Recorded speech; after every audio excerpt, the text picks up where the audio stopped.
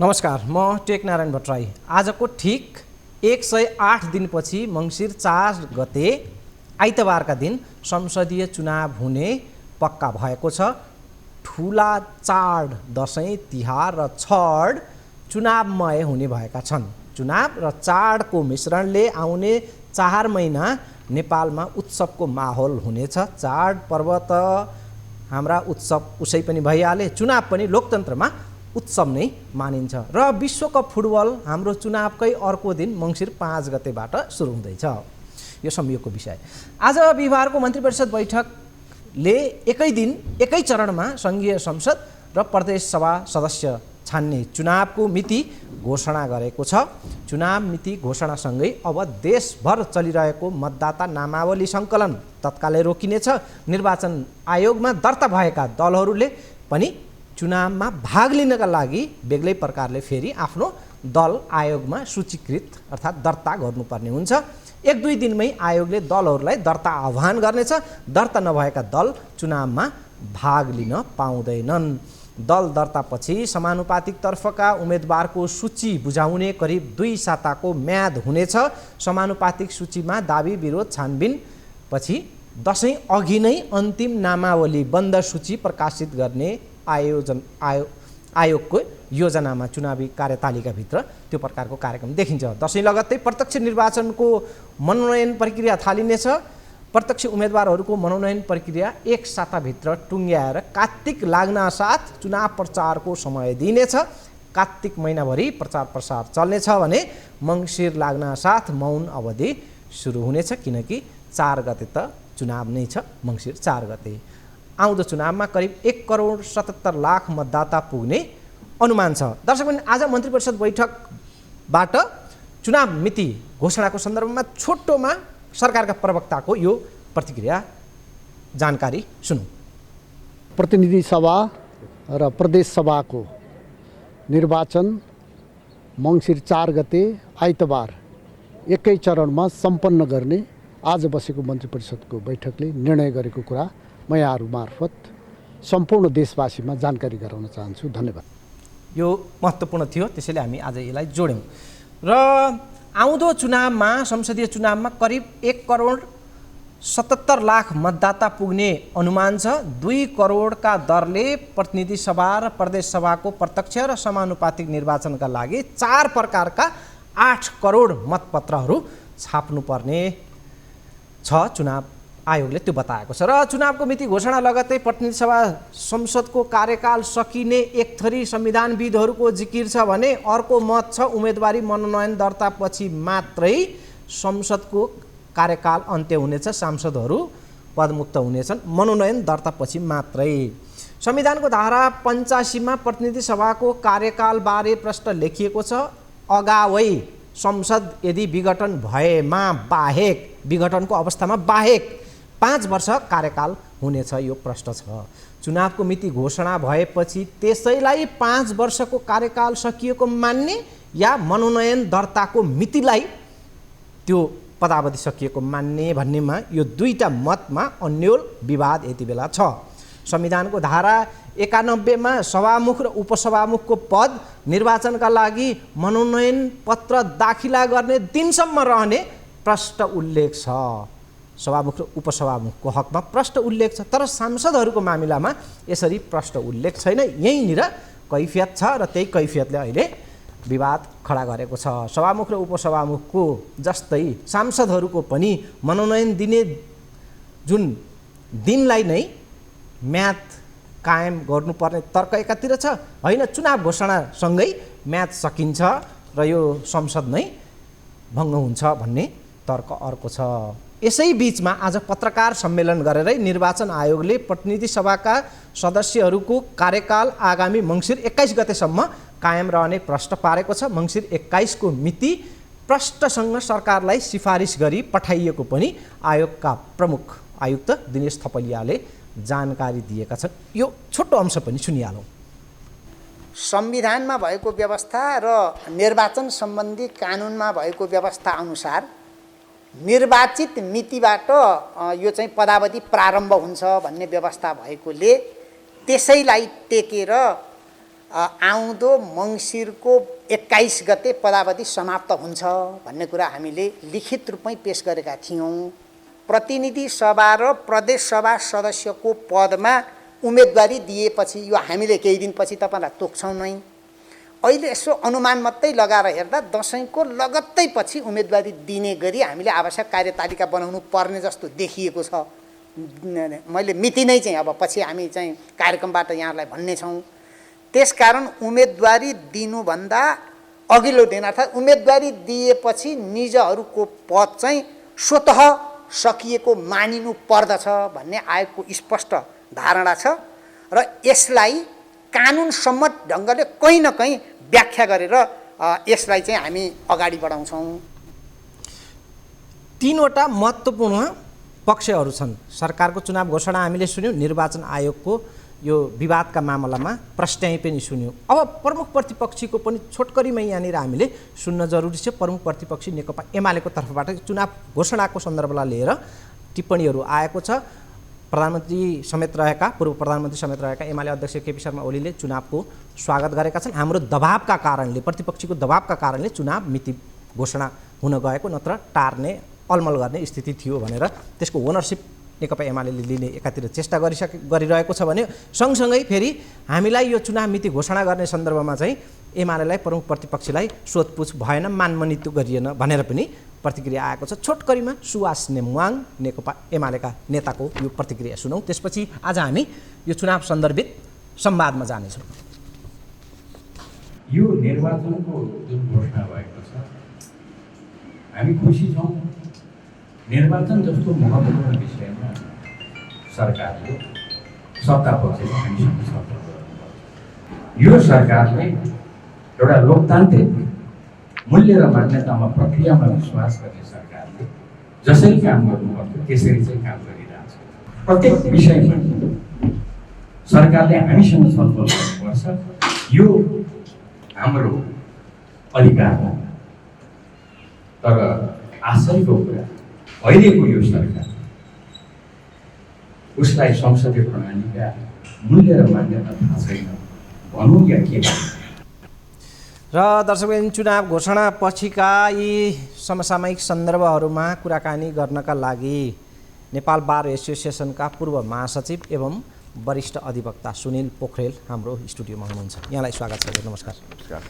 अब निर्वाचन आयोगले यद्यपि अहिले हामीले उहाँको धारणा पनि सुन्यौँ आयुक्तबाटै, निर्वाचित मितिबाट पदावधि प्रारम्भ हुने संविधान र कानुनको व्यवस्थालाई टेकेर मङ्सिर 21 गते हालका सांसदहरूको पदावधि समाप्त हुने भन्छ निर्वाचन आयोग। तपाईँको चाहिँ अलि छिपछिपे मैले चाहिँ अलिक फरक मत सुनेको छु, तपाईँको त फरक मत सुन्न मन छ। धन्यवाद। 2-3वटा कुरा हामीले हेर्नुपर्छ। एउटा, हामीले संविधानको धारा 85 तपाईँले अघि नै रेफर गर्नुभयो, त्यसले बिचैमा केही भएन भने प्रतिनिधि सभाको कार्यकाल चाहिँ 5 वर्ष भन्यो। त्यसपछि त्यसकै छेउमा रहेको अर्को धारा 91 जसले प्रतिनिधि सभाको सभामुख र उपसभामुखको पदलाई चाहिँ कहिलेसम्म बचायो भन्दाखेरि भने उम्मेदवारीको मनोनयनको 1 दिनसम्म बचायो।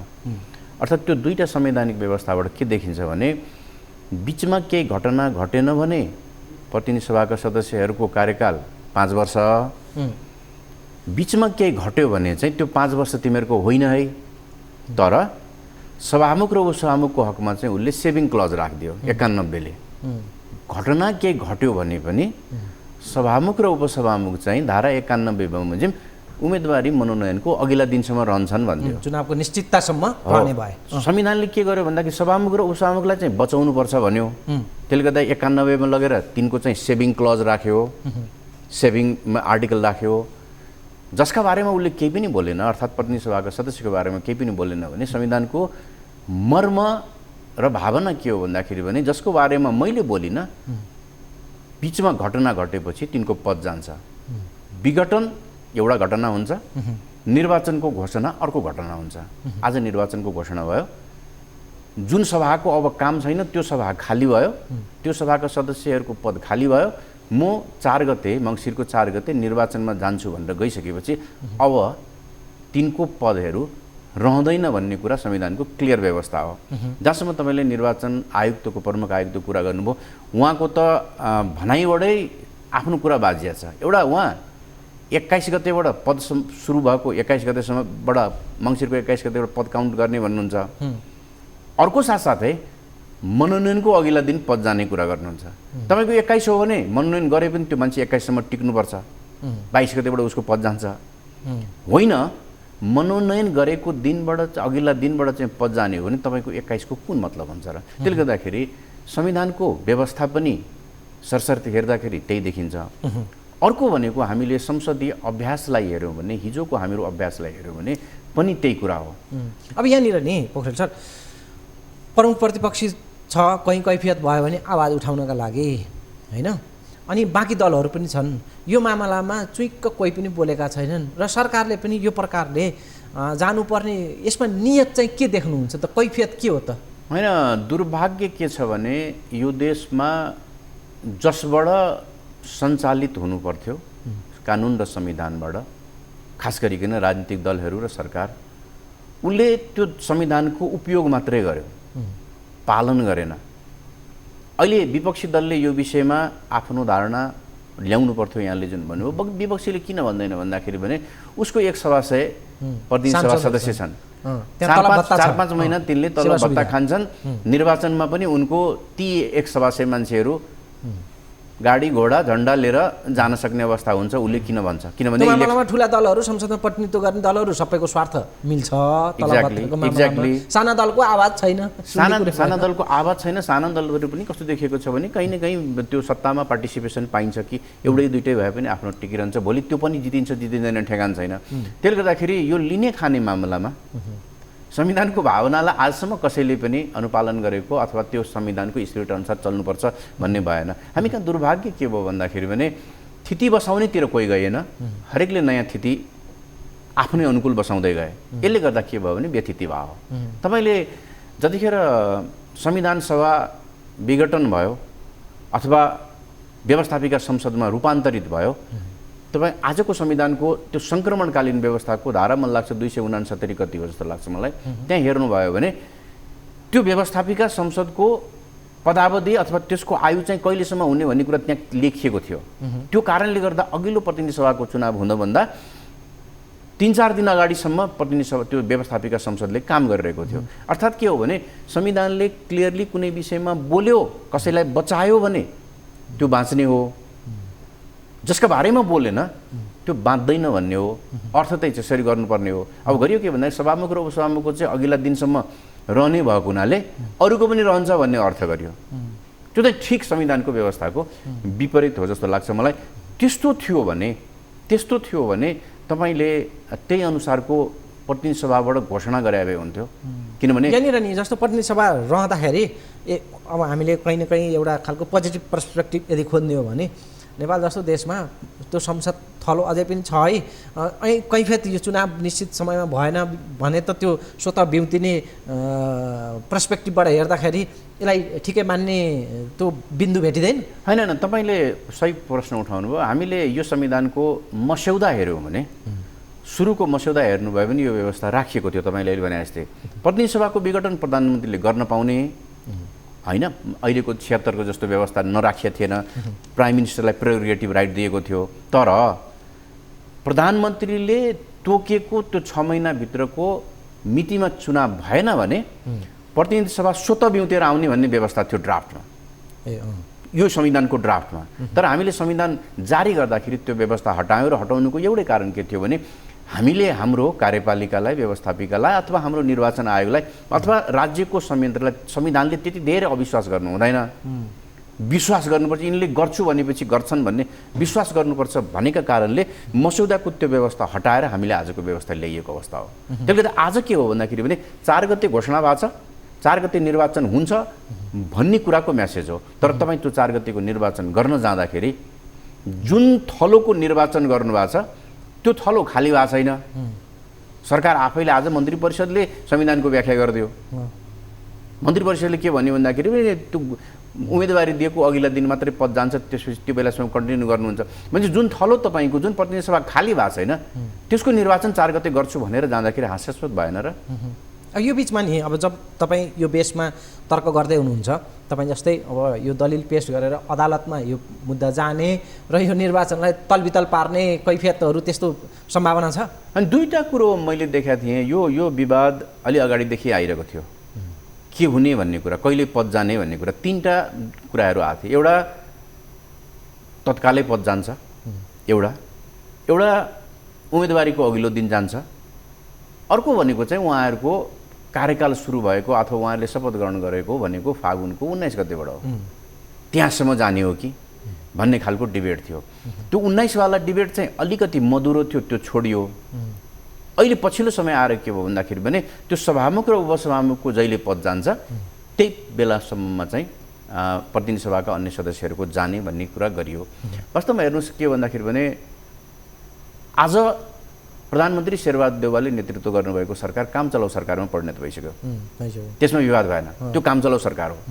काम चलाउ सरकारले कुनै पनि दूरगामी नीतिहरू पास गर्न अथवा नीतिहरू लिनको लागि त्यस्तो बनाउन सक्दैन। म त अझै के भन्छु भने निर्वाचन तपाईँले घोषणा गरिसक्नु भयो भने अब कुनै पनि महत्त्वपूर्ण नियुक्तिहरू पनि हुँदैन। नियुक्तिहरू हुँदैन, यद्यपि निर्वाचन आयोगले आचार संहिता जारी गर्ने टाइम छँदैछ, कुन दिनदेखि जारी गर्छ। तर कुरो के हो भन्दाखेरि अब तपाईँ निर्वाचनमा गइसकेपछि अब यो सरकारलाई नेतृत्व गर्ने मन्त्री प्रधानमन्त्रीहरूको पार्टी चुनावमा जाँदैछ, त्यसले गर्दाखेरि यिनले कुनै निर्णय गर्नुहुन्न जसको कारणले निर्वाचन प्रभावित होस् भनेर एउटा विषय। जब तपाईँ त्यो गर्नुहुन्न भने, नीतिगत कुनै निर्णय गर्न सक्नुहुन्न, नीतिगत कुनै कानुन पास हुँदैन भने त्यो सभाको सदस्यहरूको औचित्य के हो, यो यसको जवाब नागरिकलाई दिनुपर्छ। त्यो औचित्य त अब मोरलेस तलब भत्ता हो। अब तलब भत्ता अमुक 275 जना मान्छेलाई तलब भत्ता खुवाउनको लागि हामीले 48 सालबाट संसदीय अभ्यास जुन गर्दै आएछौँ त्यो अभ्यासलाई पनि तिलाञ्जली दिने, संविधानको धारा 91 मा भएको त्यो व्यवस्थालाई पनि व्यवस्था गर्ने, अनि संसारभरि हामीले जुन संसदीय लोकतन्त्र भएका मुलुकहरू छन् त्यो देशको लोकतान्त्रिक मुलुकहरूको उनीहरूको अभ्यासलाई पनि नहेर्ने भइसकेपछि, यानी अघि उल्लेख गर्नुभएको थियो यो सरकार आफैमा काम चलाउ सरकारमा परिणत भइसक्यो, केयर टेकिङ गभर्मेन्ट होइन, चुनावी सरकार हो। अनि यतिन्जेल है कस्ता कस्ता विहङ्गम मुद्दाहरू आए परराष्ट्रका विषयमा, हामी मिडियाले पनि कसलाई सोध्ने सरकारको बिहाफमा, प्रधानमन्त्रीको बिहाफमा भनेर मान्छे पात्र भेटिन्थेन। आज आएर आफू चाहिँ काम चलाउ सरकार हुँदै गर्दा परराष्ट्र सल्लाहकार घोषणा गरेको छ यो सरकारले, मतलब मनोनयन गरेको छ, चयन गरेको छ होइन। यो के विरोधाभास हो? यसो मेरो ठुलो टिप्पणी केही छैन। मलाई लाग्छ प्रधानमन्त्रीलाई आज सल्लाहकारको आवश्यकता महसुस भयो, आज गर्नुभयो। यसो मेरो लामो टिप्पणी छैन। त मिल्ने कुरा हो त यो, सुहाउँछ होइन। मैले भने यसो मेरो लामो टिप्पणी छैन। उहाँलाई आज रियलाइज भयो मलाई चाहिँ सल्लाहकार चाहिने रहेछ कुनै विषयमा भनेर भयो, रियलाइज गर्नुभयो, नियुक्त गर्नुभयो। लामो टिप्पणी छैन यसमा। अब संसदको काम गतिविधि, संसद बैठक बस्ने या नबस्ने के हुन्छ त अब यो स्थितिमा? मैले भने त्यही त, संसद बस्नको लागि तपाईँसँग केही बिजनेस चाहियो। अब तपाईँ के गर्नु? तपाईँ केही पनि गर्न सक्नुहुन्न। तपाईँ जुन सभामा बसिरहनु भएको छ त्यो सभामा मङ्सिरको 4 गते त्यो सभाका लागि निर्वाचन हुँदैछ। तपाईँलाई बिजनेस दिने सरकार हो नि, बिजनेस दिने सरकार काम चलाउ सरकारमा परिणत भइसक्यो भनेपछि अब त्यो संसदले, त्यो प्रतिनिधि सभाले के काम गर्छ? शून्य समयमा बोल्दै बस्ने कि होइन? त्यही भएर त्यसका लागि मैले भने त्यही भएर हामी यो यस्तो विषयमा गम्भीर हुनु जरुरी छ। किन भन्दाखेरि भने हेर्नुहोस्, तपाईँले आज गरिरहेको कामले तपाईँलाई के असर गर्छ त्यो धेरै महत्त्वपूर्ण होइन। तपाईँ हाम्रो पछाडिका पुस्तालाई यसले के मेसेज दिन्छ? हाम्रा बाबुबाजे अथवा हामीले अभ्यास गरेको संसदीय लोकतन्त्रमा यस्तो पनि सभा राखियो जुन सभाको कुनै कामै थिएन, आफै डिक्लेयर गरेर चाहिँ मेरो केही पनि काम छैन। अर्को कोण पनि नि पोखरेल सर, जस्तो मतदाताले जुन दिन मत दिए, मत त त्यहाँ पेटिकामा खस्यो, मतदाताको आफ्नो भर्डिक्ट, आफ्नो निर्णय त सुम्पिए त्यहाँ। अब यो देश यस्तो हो कि एउटा नयाँ सरकार आएको छ, प्रधानमन्त्रीको लगभग बहुमत 2/3 जस्तो बहुमत लिएर पुरानो सरकारले छोड्दैन होइन। त्यस्तो अनैतिक चरित्र यही प्रदर्शन भएको हो। अनि मतगणनालाई कैयौँ समय लागेको अवस्था छ। शपथ ग्रहणको अवधि हेऱ्यो भने 2-3 महिनासम्म एउटा मतदानपछि 2-3 महिना घर्किएको स्थिति छ। निर्वाचन आयोगले जुन दिन मतदान भयो जनताले निर्णय दिएको त त्यही दिनलाई मान्नु पर्यो भनेर त्यो तर्क, त्यो दलिलका हिसाबले हेर्दाखेरि त अहिले गरिएको मङ्सिर को 21 त मिति ठिकै होइन र? होइन होइन, मैले भने नि त अघिल्लो चुनाव त अन्तिम दोस्रो चरणको निर्वाचन त मङ्सिर 21 भएको थियो, मतदान त त्यो दिन भएको थियो मङ्सिर 21 अन्तिम त, त्यो हिसाबले त्यो किन मङ्सिर 21 किन भन्नुहुन्छ र तपाईँ मङ्सिर 21बाट तपाईँले ती सांसदहरूले संविधान सभाको के अरे प्रतिनिधि सभाको लोगो लाएर तल भत्ता बुझ्न लायो भनेर तिनीहरूले गएर कुनै निर्णय गर्न त्यो 21 गतेबाट फागुनको 19 गतेसम्म कुनै निर्णय गरेर फागुनको 19 गते बल्ल शपथ ग्रहण गरिसकेपछि उनीहरू फर्मल भयो। किन 21 भन्नुहुन्छ? उसो 19 गर्नुहोस् न, त्यो त भ्यालिड छ नि।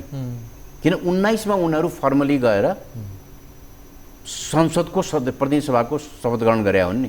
साँच्चै मान्नुहुन्छ भने त्यसलाई मान्नुहोस् न।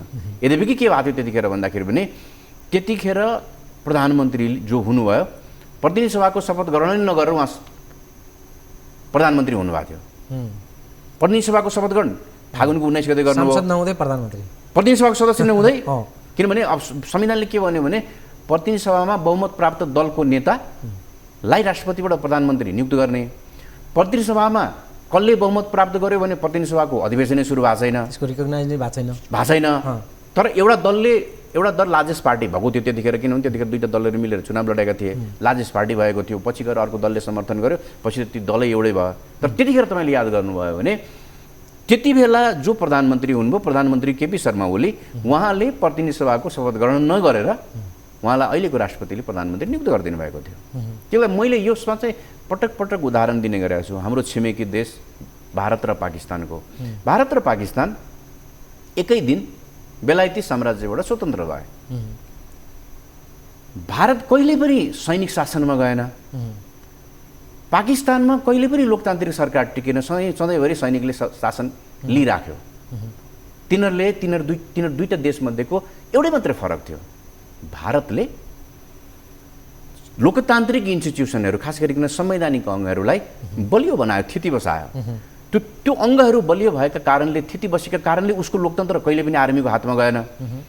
पाकिस्तानले त्यो इन्स्टिट्युसनहरू कहिले पनि बनाएन। त्यसले गर्दाखेरि जसुकै निर्वाचित सरकार आयो भने टिक्दैन। पछिल्लो समय इमरान खान टिक्छ कि जस्तो लागेको थियो। उसले डिक्लेयर गरेर भन्नु मलाई फल्ना देशले प्रधानमन्त्रीबाट हटायो, आर्मीलाई उचालेर। त्यसले मैले भन्न खोजेको विषय के हो भन्दाखेरि पनि लोकतान्त्रिक व्यवस्थामा के अरे परिणाम महत्त्वपूर्ण हुँदैन, प्रक्रिया महत्त्वपूर्ण हुन्छ। हस् सर, हामी यो संवादलाई जारी राख्छौँ। छोटो विश्रामपछि हामी यो चुनावको मिति घोषणा भएको महत्त्वपूर्ण दिन छ र यस उप अहिले पैदा भइरहेका प्रतिक्रियाहरू, बहसहरू जे छन् त्यसमा केन्द्रित हामी संवाद गर्दैछौँ। छोटो विश्राम लिगौँ।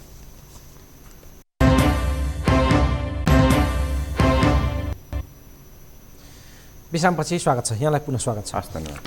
अब हामी मोरलेस अघिको यो संसदको पदावधिको सन्दर्भमा धेरै चर्चा भइसकेको छ। तैपनि अन्तिममा एउटा अलिकति नमिल्दो नि, अहिले अब सांसदहरू आफ्नो मनोनयन दर्ताको अघिसम्म उही रवाफ, उही झन्डा, उही गाडी, उही पद भत्ता तलब सब सुविधासहित निर्वाचनमा खटिन्छन्। अब आजकै मितिबाट अब चुनाव लाग्यो उनीहरूलाई, अनि उनीहरूको अर्को प्रतिस्पर्धी हुन्छ आफ्नै बलबुतामा एउटा भनौँ न एउटा चाहिँ हैसियत प्राप्त, अर्को चाहिँ हैसियतविहीन। त्यहीँनिर एक खालले असमानता त त्यहाँ देखिन्छ नै होइन। अनि अब संसदमा उसै यहाँ बिजनेस हुँदा ठुला ठुला घटनाक्रमहरू हुँदा त संसदमा उपस्थिति नहुने, हाजिर गर्ने, टाप कस्ने नागरिकता विधेयकमै 45 जना मात्रै उपस्थित भएको हामीसँग घटना छ स्थिति थियो। अब 4-5 महिनाको तलब सुविधा सुनिश्चित गरेर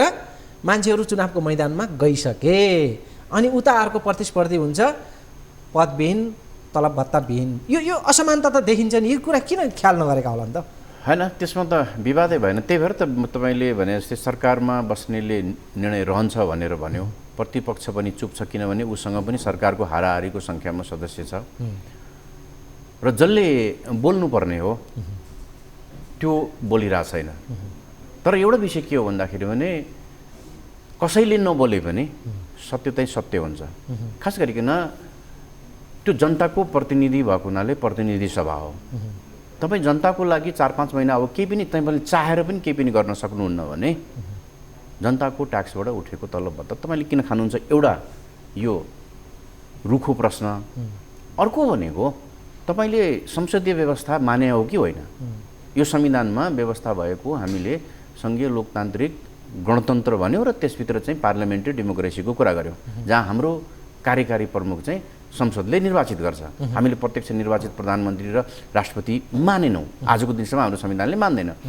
अब जनताद्वारा निर्वाचित हुने त्यो सभाको जुन हजारौँ वर्ष सयौँ वर्षको जुन इतिहास छ अथवा अभ्यास छ, तपाईँ अभ्यासको विरुद्धमा पनि हुनुहुन्छ। अनि अघि नै यहाँले उठाएको त्यो प्रश्न कि दुईटा उम्मेदवारको बिचमा फरक हुन्छ भने तल जिल्लामा गएर अब कार्यक्रम कुनै भयो भने ऊ बालवाला सांसद हुन्छ, ड्यास कल गर्दा नै ऊ पहिलो आउँछ, अर्को पराजित होला या हिजो पूर्व सांसद होला अर्को प्रतिस्पर्धी, होइन? त्यसले गर्दाखेरि निर्वाचनमा जहिले पनि के हुन्छ भन्दाखेरि पनि न्युट्रालिटीको ठुलो प्रश्न हुन्छ। यद्यपि कि अब कतिपय मन्त्रीहरू चाहिँ पदमै रहेर पनि मन्त्री भएर जानुहुन्छ, त्यो एक्सेप्सनल कुरा हो। अर्को कोणबाट पनि यसअगाडि स्थानीय तहको चुनावको सन्दर्भमा पनि यही बहस उठेको थियो र त्यहाँ के तर्क गरिएको थियो भने जब संविधानले नै कार्यावधि तोकेको छ, एउटा जननिर्वाचित व्यक्तिको यति कार्यावधि हो, कार्यकाल हो भनेर स्पष्ट किटान्छ भने अनि बिचमा उसको त्यो हक भोगलाई किन दखल दिने, उसले किन भोग गर्न नपाउने भन्ने तर्क पनि छ नि? होइन, स्थानीय तहमा के हो भने स्थानीय तहमा 5 हो। स्थानीय तहको हकमा धारा 85 को व्यवस्था छैन, अगावै विघटनमा भएमा भन्ने छैन।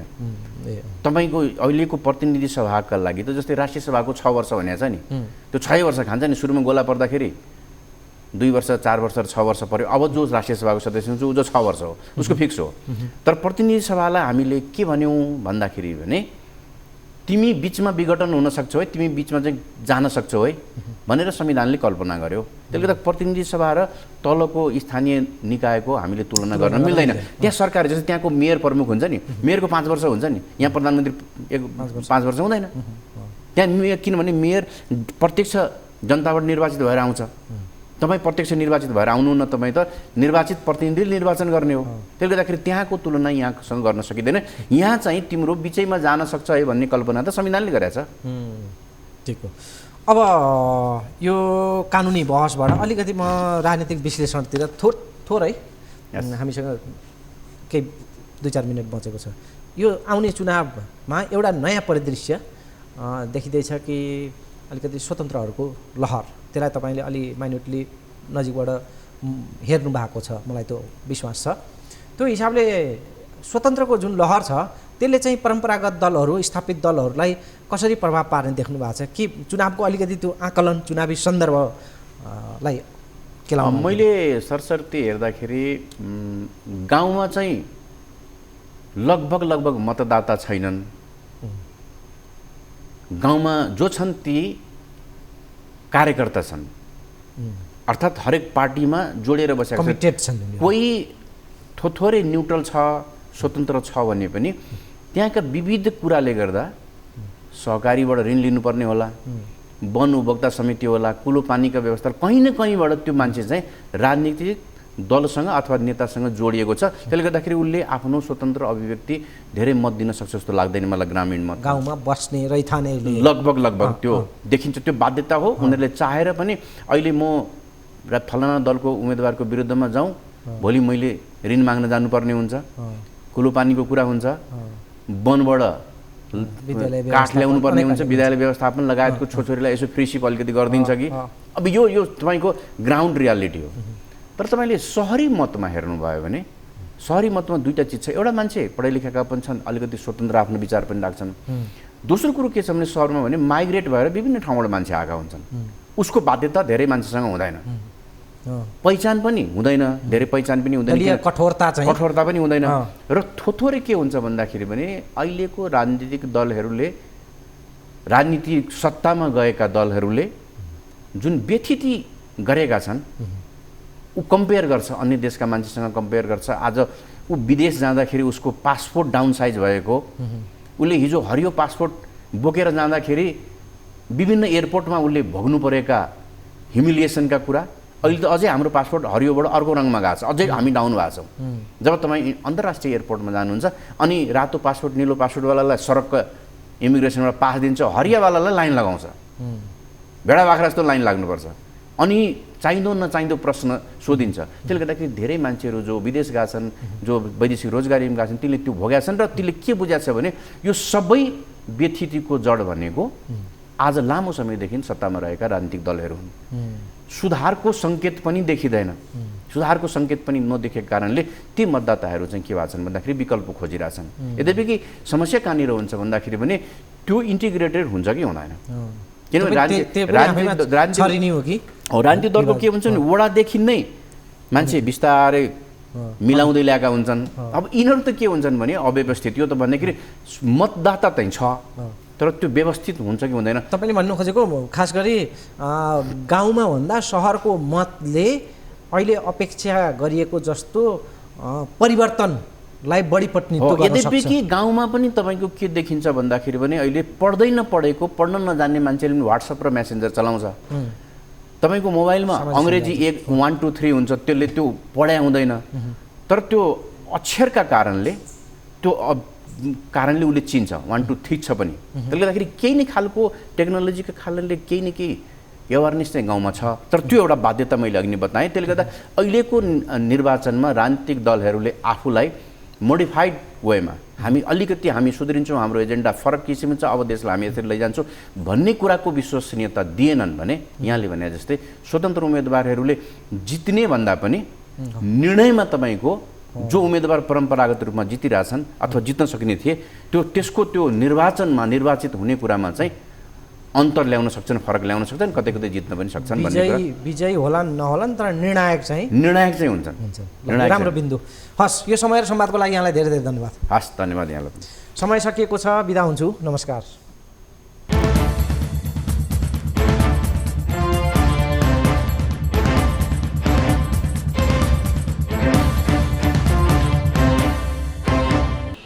रोगीलाई निरोगी बनाउँदै खुसी बाँड्दैछ वैदिक आयुर्वेद सेवा प्रणाली। हामी कहाँ पेटको रोग, थाइराइड, मलद्वारको रोग, सुगर, बाथ, प्रेसर, टाउको दुखाइ, चिन्ता, शरीरको गाँठागुठी आदि रोगको उपचार गरिन्छ। वैदिक आयुर्वेद सेवा प्रणाली।